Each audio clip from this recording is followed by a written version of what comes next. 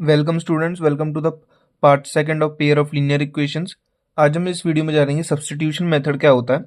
ठीक है, linear equations को सॉल्व करने के लिए पिछले वीडियो में मैंने ग्राफिकल मेथड बता दिया था, इसमें हम सब्स्टिट्यूशन मेथड जानेंगे। सिर्फ एलिमिनेशन मेथड का वीडियो हम नेक्स्ट पार्ट में लाएंगे। ये वीडियो ज़्यादा बड़ा नहीं होगा, छोटा होगा। ठीक है, अब स्टार्ट करते हैं। सब्स्टिट्यूशन मेथड होता क्या है, देखो समझो। सब्स्टिट्यूशन मेथड का मतलब होता है कि अगर हमारे पास दो इक्वेशन है, उसमें से किसी एक इक्वेशन को हमें सिलेक्ट करना है, उसमें से किसी एक वेरिएबल की वैल्यू निकालनी है और उस वेरिएबल को दूसरी इक्वेशन में पुट करना है।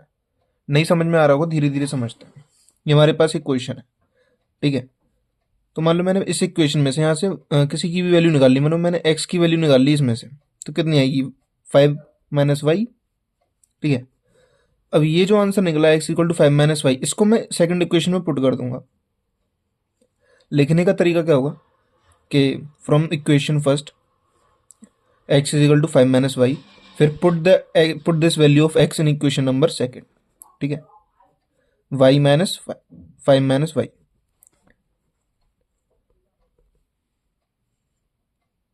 x की जगह पुट करा -y इज इक्वल टू 1। आगे सॉल्व करेंगे, यहाँ से y की वैल्यू निकाल। 2 5 = 10 -2y is equal to 1। Solve करो, इधर आएगा क्या 9, इधर आएगा 4y। तो y की वैल्यू यहाँ से क्या आई 9/4। एक बार चेक कर लेते हैं, क्या पता गलत तो नहीं है। 5 - y यहाँ पुट हुआ, 2 5 = 10 -2y। एक सेकंड, यहाँ तो -y था ना, तो -3y आएगा फिर, यानी 3y इज इक्वल टू 0.3। तो y की वैल्यू कितनी आ गई 3। और अब क्या करना है, हमें इस y की वैल्यू को हमें इस वैल्यू में पुट कर देना है, जिससे हमारे पास x की वैल्यू आ जाएगी। तो 5 - 3 इज इक्वल टू 2। तो x की वैल्यू क्या आ गई 2। इस तरह से क्वेश्चन सॉल्व हो।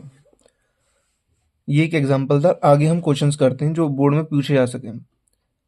एक और बार समझ लो। स्टेप 1 क्या है, पहले हमें एक इक्वेशन सिलेक्ट करनी है, उसमें से y या x की वैल्यू निकालनी है, सब्सटीट्यूट करना है उसे दूसरी इक्वेशन में, फिर y और x का वैल्यू निकालना है। उस y जो वैल्यू आएगी y और x की, उसको हमें फिर से सब्सटीट्यूट करके दूसरे वेरिएबल की वैल्यू निकालनी है। देखा कितना सिंपल है। अब आगे सॉल्व करते हैं क्वेश्चन को। दो में यहाँ पे दो क्वेश्चन है हमारे पास। पहले को एग्जाम्पल में देखते हैं। 3x + 2y is equal to 12, x - y is equal to 1।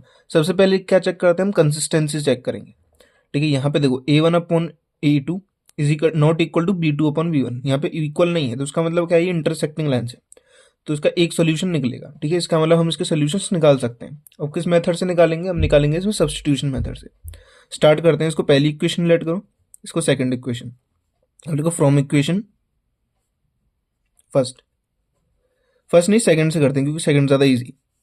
तो फ्रॉम इक्वेशन सेकंड में से अगर मैं x की वैल्यू निकालूंगा तो x इक्वल टू कितना आएगा 1 + y। ठीक है, ये थर्ड इक्वेशन मान लो। अब put this value of x in equation number first. ठीक है, 3x की value 1 + y plus 2y is equal to 12। आगे सॉल्व करेंगे, 3y plus 6y is equal to 12। अरे मैंने यहाँ पे भी मल्टीप्लाई कर दिया। ठीक है, अभी ये आएगा उधर 5y इज इक्वल टू 9। तो y की वैल्यू कितनी आ गई 9/4, 9/5।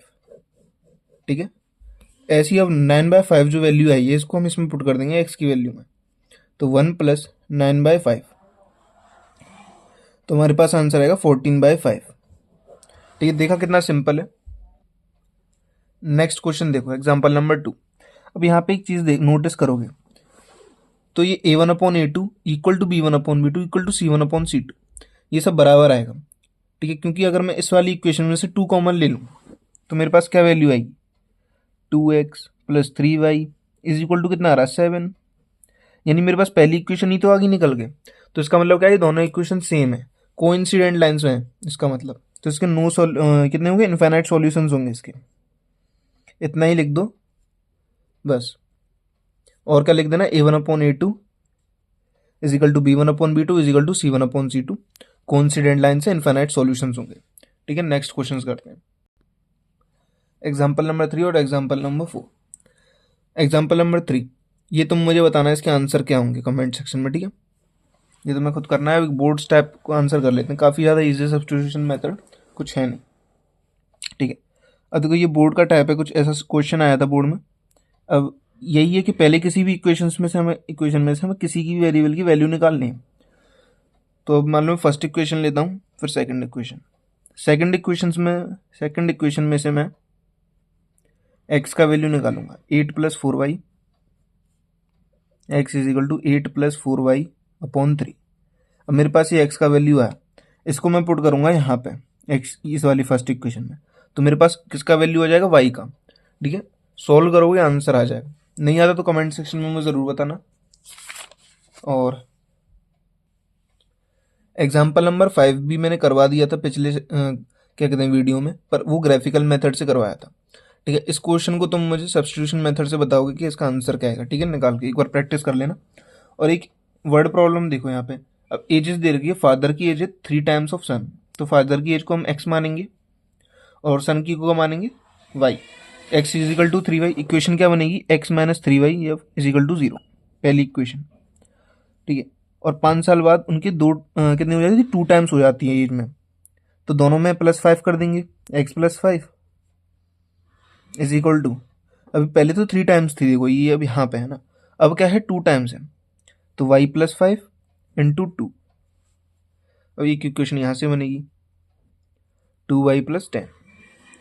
वैल्यू निकालो, x - 2y = कितना आएगा, 5।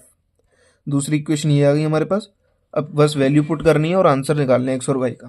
ठीक है, अभी इस वीडियो को इतना ही रखते हैं, और एलिमिनेशन मेथड का वीडियो भी मैं कल अपलोड कर दूंगा।